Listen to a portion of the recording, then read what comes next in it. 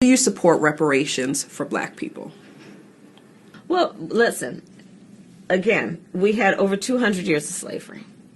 We had Jim Crow for almost a century. We had legalized discrimination, segregation, and now we have segregation and discrimination that is not legal but still exists and is a barrier to progress.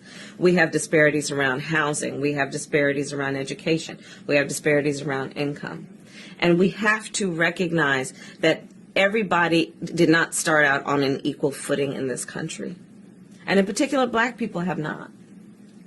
And so we have got to recognize that and do something about that and give folks a lift up. That's why, for example, I'm proposing the LIFT Act. Give people who are making $100,000 or less as a family a tax credit, which will benefit and uplift 60% of Black families who are in poverty. So by default, it affects Black families, but there's not a particular policy for African Americans that you would explore.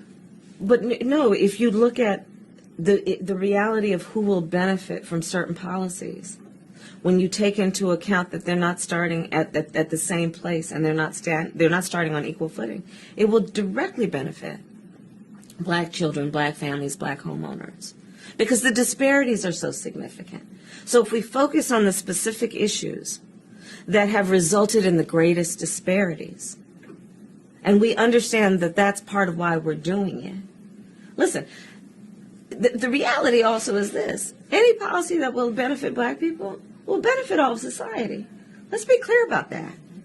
Let's really be clear about that. So I'm not going to sit here and say I'm going to do something that's only going to benefit Black people. So I'm not going to sit here and say I'm going to do something that's only going to benefit Black people. So I'm not going to sit here and say I'm going to do something that's only going to benefit Black people.